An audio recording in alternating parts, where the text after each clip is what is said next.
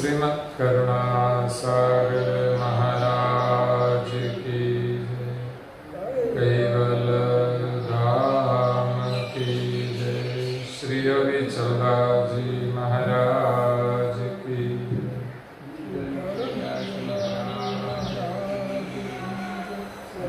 सत केवल साहे, सत केवल साहे, सत केवल साहे।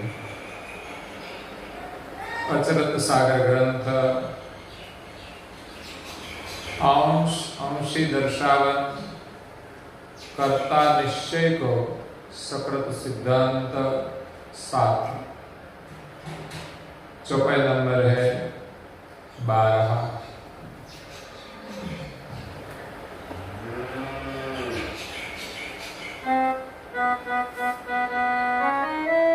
सनकादिक नारद सुख शंकर आद्य समेत इन योगी दत्त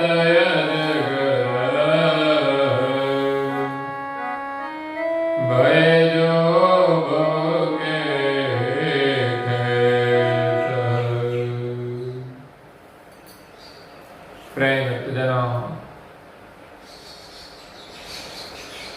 ज्ञान संप्रदाय के आद्य स्थापक अनंत ब्रह्मांडाधीश केवल कर्ता के परम विशेष अंश अनंत अंशों के तारणहार केवल धर्म धुरंधर महान समर्थ परम श्रेष्ठ परम विभूतिवान परम दयालु परम कृपा निधि केवल वेता सर्वज्ञ दिव्य परम गुरु श्रीमती करुणा सागर जी महाराज की कृपा पात्र पूज्य श्री अचरतवा स्वरचित अचरत सागर ग्रंथ में सकर्ता सिद्धांत की समझ देते हुए अंश अंशी दर्शावन कर्ता निश्चय को सकृत सिद्धांत स्कंद 7 में कहते हैं कि सनकादिक नारद सुख शंकर आद्य सने नवयोगी दत्त अजगर भये जो भव के खे। आगे पूज्य श्री अचरत बा ने सकर्ता सिद्धांत की समझ देते हुए वर्णन किया कि इस सृष्टि का सर्जन करने के लिए सृजनहार ने सबसे पहले दिव्य देवताओं का जो सर्जन किया है। ब्रह्मांड में जो देवताएं हैं जिनके अंश अपने शरीर में है, 84 लाख प्रकार के शरीर का जो निर्माण किया है, उनके अंदर देवी तत्वों के अंश है। जो तत्व शरीर में है वो देवताई ब्रह्मांड में है। तो ब्रह्मा विष्णु महादेव शक्ति निरंजन ब्रह्म और केवल कर्ता जो सर्जनहार है उनका भी अंश इस शरीर में है। इस तत्वों और अंश के माध्यम से ब्रह्मांड में कौन कौन देवताएं हैं और क्या क्या कार्य कर रहे हैं उनकी पहचान होती है।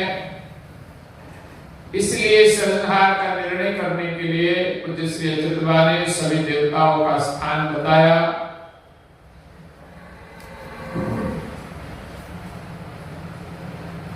अलग अलग इंद्रिया पर सब देवता विराजमान है और जो ब्रह्म का अंश है प्रणव, जो रोम रोम और रग रग में वो व्यापक है, लेकिन इस शरीर में जो ओंकार प्राणायाम है, जिनका स्थान नाभि पर है और पूरे शरीर में वो व्यापक है, वो ब्रह्म का अंश है। और इस ओंकार को चेतन करने वाला निज कर्ता का अंश वो चेतन है, जिनको हम जीव कहते हैं, जिनको हम आत्मा कहते हैं, लेकिन करुणा सागर बाप जी उसको अंश कहते हैं। तो पूज्य श्री अच्युत बाबा कहते हैं कि इस भवरूपी क्षेत्र में आगे अनेक महापुरुष हुए, जिसका नाम दिया है सनकादिक। इस सनकादिक कौन थे? कि सृष्टि के आद्य में सृजनहार ने अपने शुद्ध संकल्प से इस सृष्टि का सृजन किया। उसमें सबसे पहले आद्य पुरुष निरंजन की उत्पत्ति हुई। निरंजन से आद्य शक्ति महामाया उत्पन्न हुई और निरंजन और आद्य शक्ति के संग से तीन देव और तीन देवियां उत्पन्न हुए। तीन देव ब्रह्मा, विष्णु और महादेव और तीन देवियां सावित्री, उमिया और लक्ष्मी। छह देवता निरंजन और शक्ति से उत्पन्न हुए। सृष्टि का विस्तार के लिए तीन देवों के साथ तीन देवियों का संबंध हुआ। ऐसे तो तीन देव और तीन देवियां एक माँ बाप की संतान है। संबंध की दृष्टि से देखे तो छह भाई बहन है,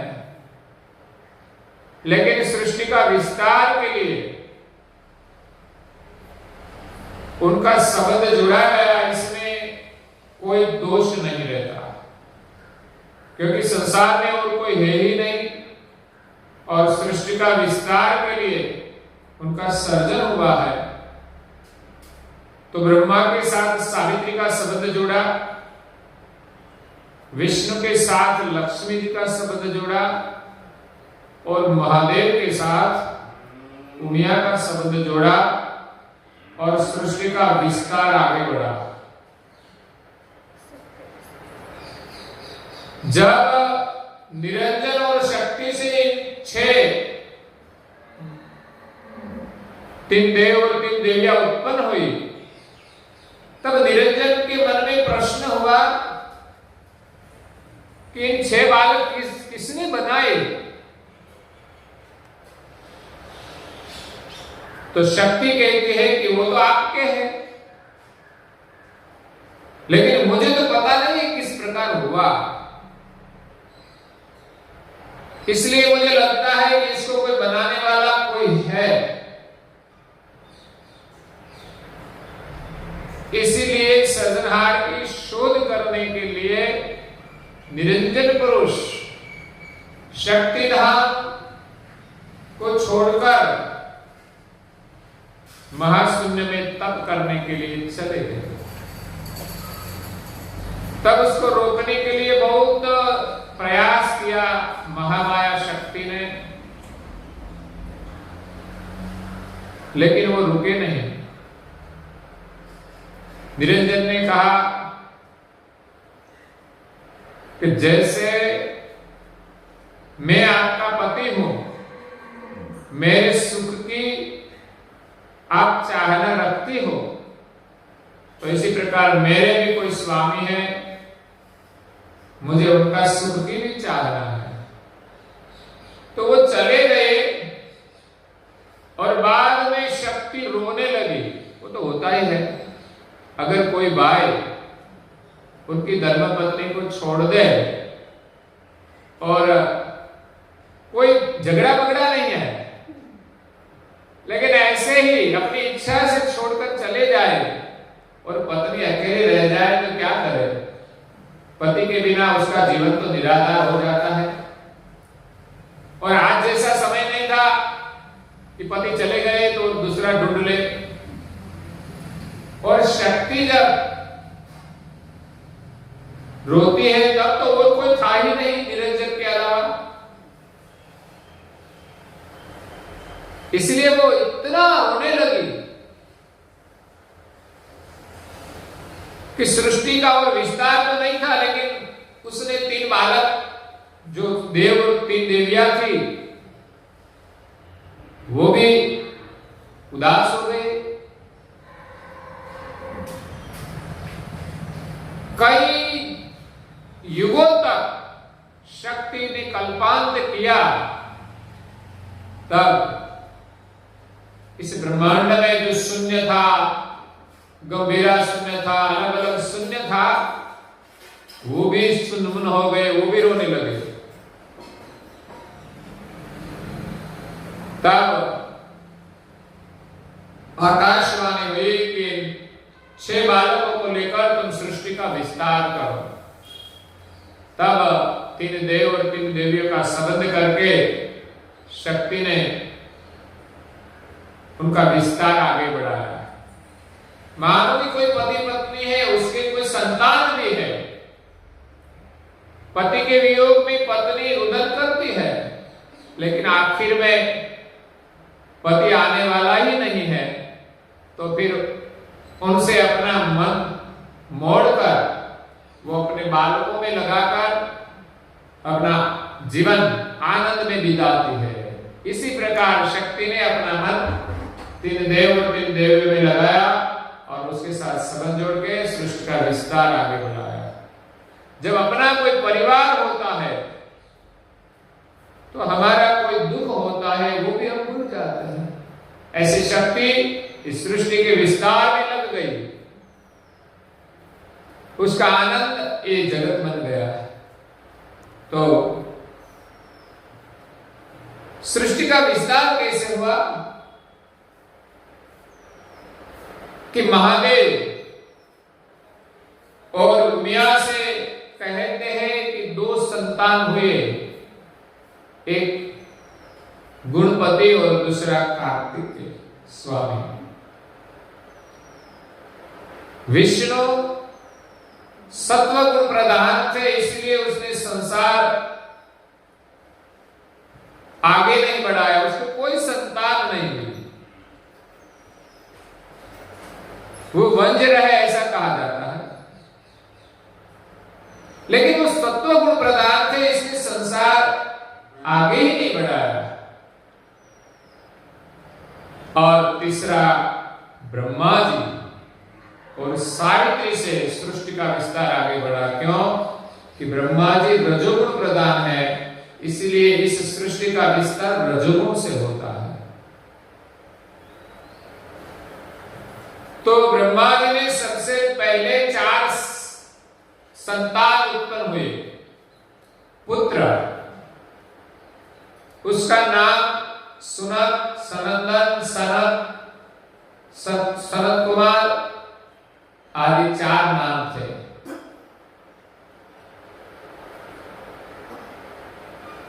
उस समय ब्रह्मा जी को पंचमुख थे और पंचमुख से 5 वेद का उच्चारण होता था। तो बालक सब 4 साल के हुए तब 4 वेद का उसने श्रवण किया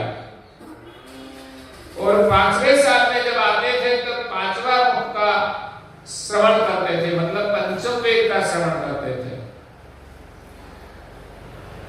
उच्चारण तो 5 मुख से होता था, लेकिन जब जब बड़ा हो तब समझ में आता है।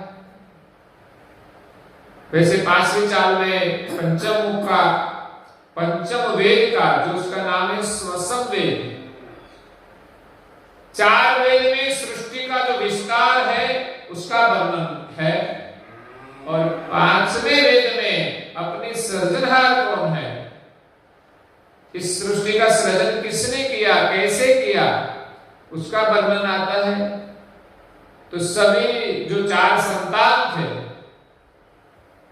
वो 5वां वेद की वाणी सुनकर ब्रह्म सदन का सुख छोड़कर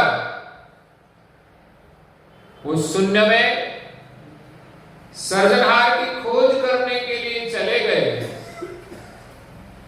पंचम वेद का ज्ञान तो आज हम भी सुनते हैं, लेकिन कोई घर छोड़कर जाते हैं, मंदिर तक आए तो भी अच्छा है। तो वो 4 संतान चले गए, ठीक है, 1-2 संतान चली गई तो और नया संतान का जन्म होगा, तो वो संसार को आगे बढ़ाएंगे। और सभी माँ बाप की इच्छा होती है कि हमारे संतान हमारे संसार को आगे बढ़ाए। ऐसा नहीं कि वो घर छोड़कर चले जाए, उसका कल्याण हो जाए, उसका अच्छा तो सब सोचते हैं, लेकिन संसार में रहे ऐसी भावना रहती है ज्यादातर, और किसको भेजने से नहीं जाता, वो अपने आप जब इच्छा हो तब उसका कल्याण होता है। ऐसे तो मदालसा ने दृढ़ संकल्प किया था कि मेरे कुख से जो संतान जन्म लेंगे वो संसार के फंद में नहीं रहेंगे, मैं रहने ही नहीं दूंगी, ऐसा ज्ञान दूंगी कि वो सारा संसार छोड़कर चला जाए। क्यों कि संसार एक फंद है, प्रपंच है। ज्यादातर जीव मनुष्य जीवन मिलने के बाद इस संसार में फंस जाते हैं, अपना कल्याण का विचार नहीं करते कि इस मनुष्य जन्म मुझे किस लिए मिला है।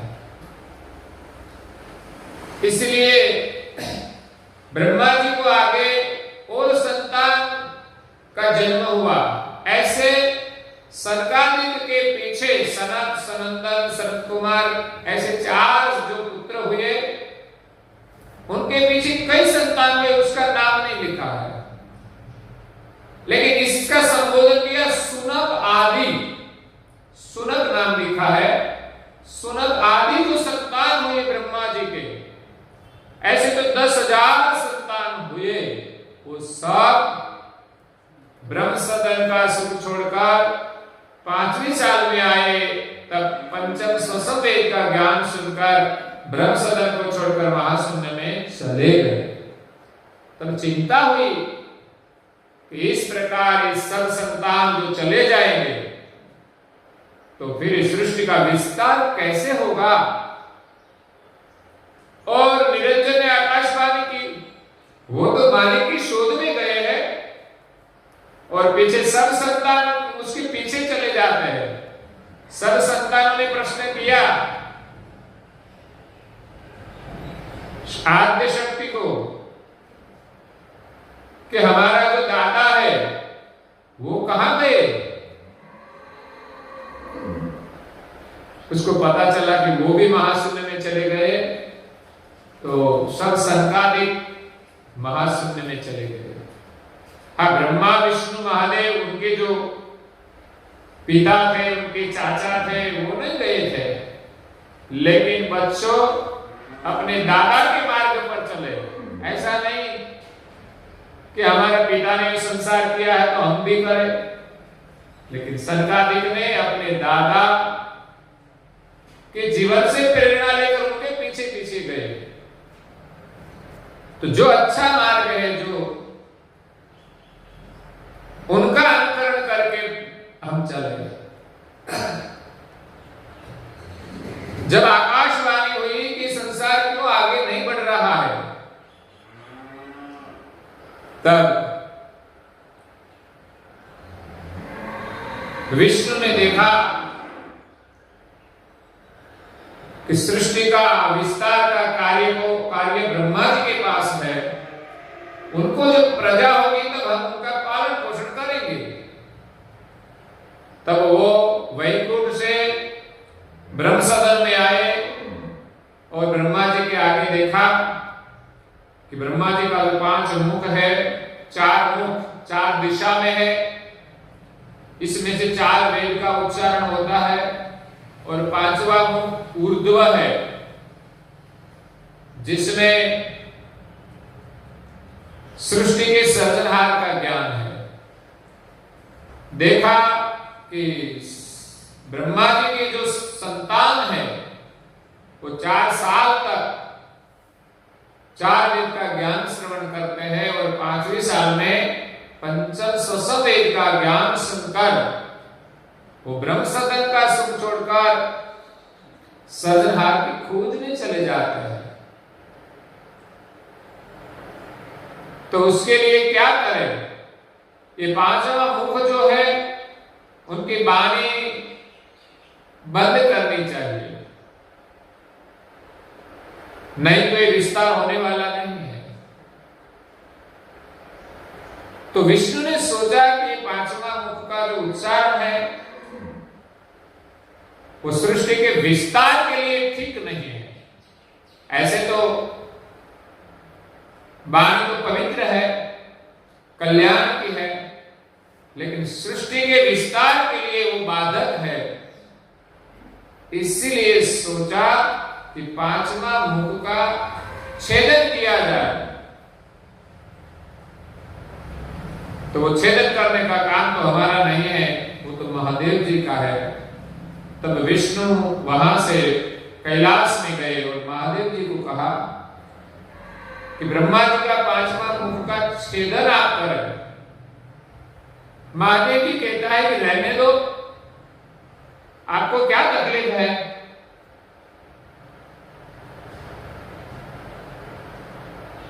अभी उसका छेदन करने की। लेकिन विष्णु ने विस्तार से कहा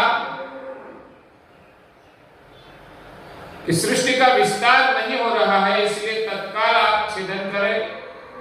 हमारे हाथ में वो कार्य नहीं तो कर दिया होता। बहुत प्रकार समझ देकर महादेव जी को तैयार किए और उनका 5वां मुख का छेदन किया। वो तो ज्ञान का उच्चारण करते थे, इसीलिए महादेव जी को हत्या का पाप लगा है। वो 5वां मुख तो केवल वेदता था, तो उनके पीछे पड़ा। शिव जी तो भागने लगे, जहां जाए वहां उनके पीछे ही वो मुख रहता है, उसको शांति नहीं मिलती। तब कहा कि वो जो सर है उनके रुंडमाल बनाकर अपने गले में पहने, तब उसका शमन होगा। तो अपने गले में रखा और उनका जो ताप था उसका शमन हुआ। बाद में जो ब्रह्मा जी को संतान हुए, इसमें एक मनु नाम के पुत्र का जन्म हुआ और दूसरा शत्रुपा नाम की कन्या का जन्म हुआ। ऐसे तो आगे सब संतान ही जन्म हुए, पुत्र ही जन्म हुए थे, तो ऐसे तो सृष्टि का विस्तार आगे बढ़ने वाला था ही नहीं। अब एक पुत्र और पुत्री का जन्म हुआ और वो भी एक माँ बाप के संतान थे, लेकिन सृष्टि के आद्य में उसके विस्तार के लिए उसका संबंध जोड़ा गया। तब तो ऐसा कोई भाव नहीं था, सिर्फ आदेश का पालन करते थे। ऐसा कहा जाए, माँ बाप कहे कि आप दोनों का विवाह होगा और सृष्टि विस्तार का कार्य आगे बढ़ाना है, तो वो आज्ञा का पालन करते थे और कुछ सोचते नहीं थे और कोई प्रश्न नहीं थे। तो इसी प्रकार जो सृष्टि का विस्तार हुआ, तो यहाँ जैसे अत्रितबा ने नाम दिया है सुनकादिक। बाद में नारद, सुखदेव मुनि, इस सब महापुरुष इस संसार क्षेत्र में आए। शंकर आद्य समेत, शंकर भी उनके हिस्से में है। शंकर भी इस क्षेत्र में आए, नवयोगी, सृष्टि के आद्य में एक माँ बाप की संतान नव, सब योगी बन गए। इतना वैराग था। दत्त मतलब दत्तात्रेय,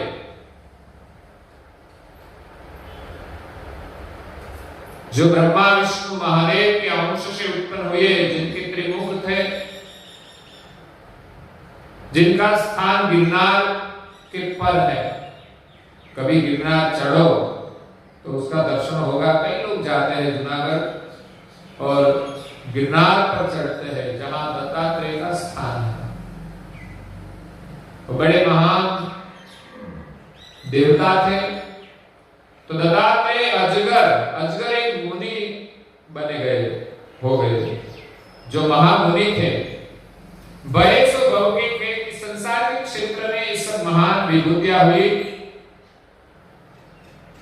तिनके साधन कहते हैं, तिनके साधन प्रथम ही प्रणव जापते के तदाकार तदवत भय सकल ब्रह्मवेत्त। तिनके साधन प्रथम ही, वो आगे जो महापुरुष हुए, उसने सबसे पहले कौन सा साधन किया? इतने बड़े महान हो गए,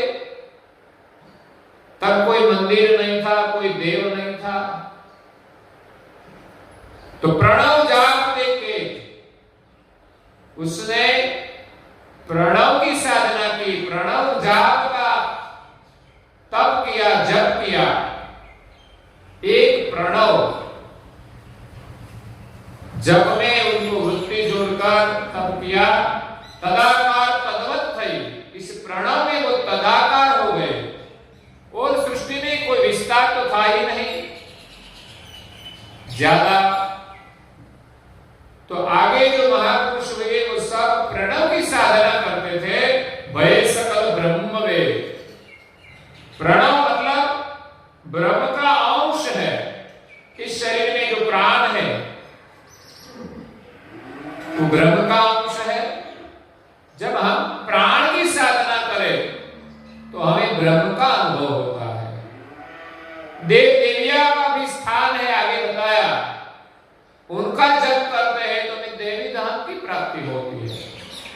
तो यहां आगे महापुरुषों ने प्रणव की साधना करके ब्रह्म का अनुभव किया। और आगे कहते हैं, ब्रह्मंस जो था सदा प्रणव जाप में सोया, तब तीनों साधन से भय ब्रह्म ज्ञानी सब कोई। अब के ज्ञानी मुखर के वाचालहि विकण्ड ईश्वर दायनुवर बकरन के गंड। ब्रह्म अंश जो था सदा इस शरीर में, ब्रह्म का जो अंश है वो प्रणव, वो सत्य है, वो सत है। प्रणव जाप में सोई, वो सत जाप में।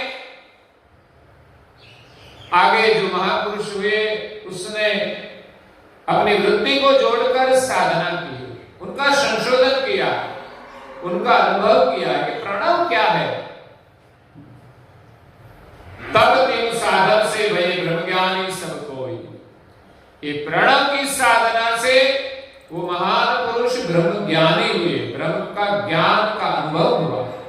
ऐसे नहीं सिर्फ बातें करते थे, लेकिन जो प्रणव जाप से उनको अनुभव हुआ ब्रह्म का, वो अनुभव उसने जगत को दिया कि संसार में सार रूप ब्रह्म है।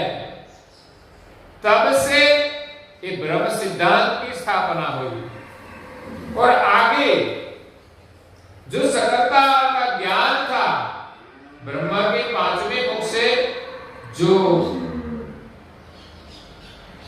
सर्जनहार का ज्ञान का उच्चारण था, लेकिन बाद में वो वाणी बंद हुई, पांचवा मुख का छेदन किया, बाद में जो वाणी बंद हुई तो पीछे जो सृष्टि का विस्तार हुआ उसने तो किसी ने वो ज्ञान सुना नहीं। और जिसने सुना था, ब्रह्मा विष्णु महादेव तीन देविया, वो सबको विसर्जन हो गया। कई कई बातें आज हम सुनते हैं, लेकिन संसार में इतना फंस जाते हैं ना, तो वो हम भूल जाते हैं। याद रहते हैं? नहीं रहता। जो रखनी है, अगर किसी ने जो संसार की बातें की हो ना, तो हमें याद रहती है। इस बार आए थे, उसने हमें ये बात की, आज याद है। लेकिन ज्ञान की जो बात है वो संसार व्यवहार के कारण भूल जाते हैं।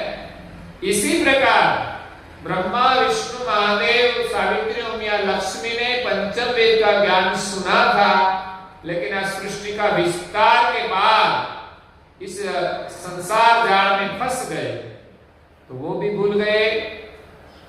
और आगे जो सनकादिक हुए उसको ज्ञान था, वो तब करते थे। उसने प्रश्न किया, तब निरंजन पुरुष ने कहा कि एक ब्रह्म में प्रश्न कैसा, एक ब्रह्म ही है और कुछ है नहीं, तो सृष्टि आगे बढ़ने वाली नहीं थी। इसलिए निरंजन पुरुष ने भी एक ब्रह्म सिद्धांत का ज्ञान दे दिया। तो इसी प्रकार संसार में एक ब्रह्म सिद्धांत की स्थापना हुई और सर्जनहार का विसर्जन हुआ। तो आगे महापुरुष ने प्राण की साधना करके ब्रह्म का अनुभव किया। और आज जो विद्वान कोई पुरुष है, कोई ज्ञानी है, वो ब्रह्म ज्ञान की बात करते हैं। अब के ज्ञानी मुखर के आजकल जो कथा करते हैं, सत्संग करते हैं, कोई परंपरा के महापुरुष है, वो सब ज्ञान की बात करते हैं, लेकिन कैसे, उसको अनुभव नहीं है कि ब्रह्म क्या है। वो तो धर्म ग्रंथों का अभ्यास करते हैं जो आगे महापुरुषों ने रचना की है, उसके ऊपर विश्वास रख के वो मानते हैं कि ब्रह्म, हम ब्रह्म है। आगे तो महापुरुष ने ब्रह्म का अनुभव किया और उसने जगत को दिया, लेकिन आजकल जो है ब्रह्मज्ञानी वो सिर्फ मुख के उच्चारण करते हैं, वो वाचाल ही विटंड, वो वाचाल है, सिर्फ बातें करते हैं, लेकिन उसका व्यवहार ब्रह्म के अनुसार है, वो विटंडी है।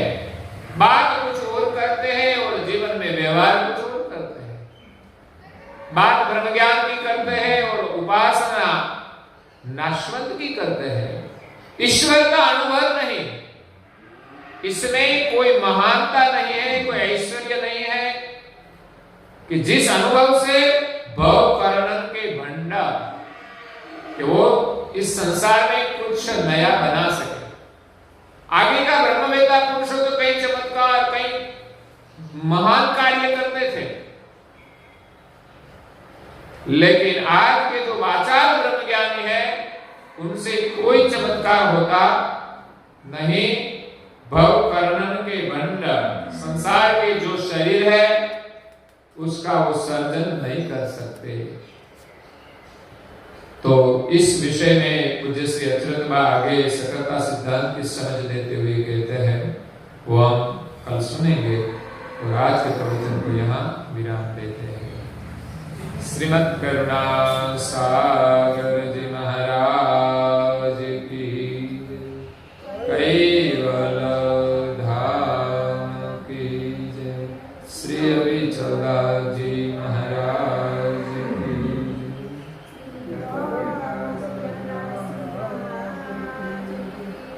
सत्य साहेब, सत्य साहेब।